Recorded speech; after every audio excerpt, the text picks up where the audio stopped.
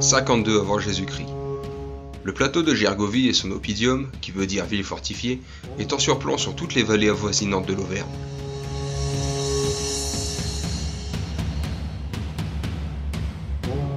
Elle est aussi le cœur de la rébellion gauloise, avec à sa tête Vercingétorix.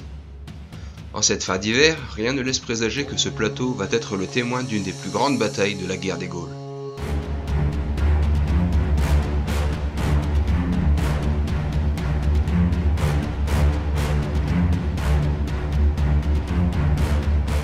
En effet, Jules César décide de faire route vers Gergovie pour frapper le cœur de la coalition. Il installe donc son camp principal et un autre plus petit.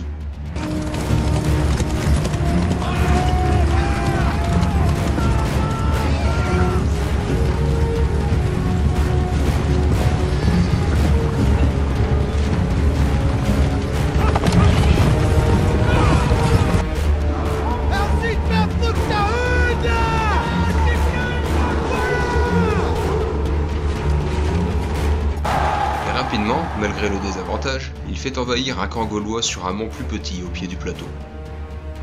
Il lance une seconde offensive qui va mobiliser la majeure partie des hommes de Vercingétorix, et relance une troisième offensive contre les remparts.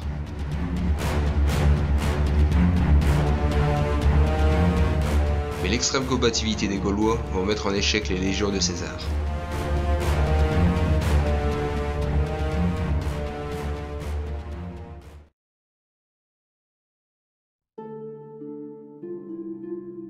De nos jours, il est difficile d'imaginer qu'une telle bataille ait eu lieu ici.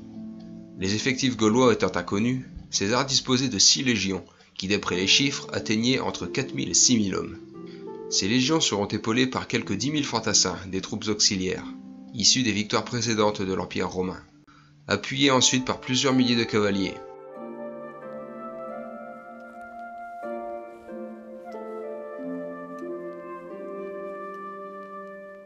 Il reste néanmoins beaucoup de vestiges de cet oppidum, et aussi des pierriers agricoles, qui sont des amas de pierre, car l'oppidum sera réinvesti au fil des siècles.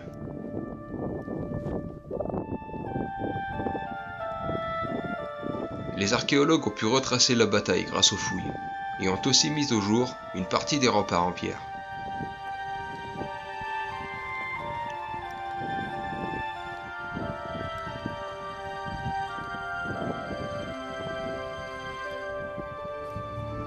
Vu du ciel, on distingue bien les tracés de l'oppidum.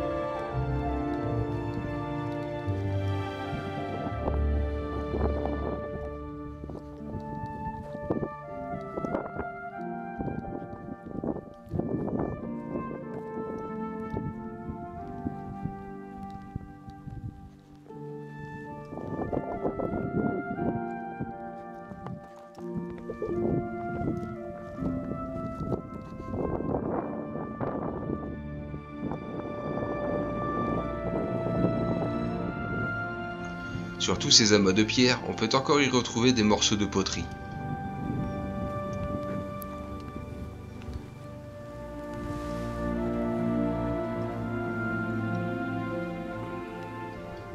Et pour continuer l'histoire, après cette victoire, Vercingétorix décide alors d'installer ses troupes dans l'oppidum d'Alésia, dans le département de la Côte d'Or. Forte de centaines de milliers d'hommes, la coalition gauloise renforce l'oppidum. Les légions de César arrivent et s'affrontent directement, et portera un premier échec aux cavaliers gaulois, qui se replient sur l'oppidum.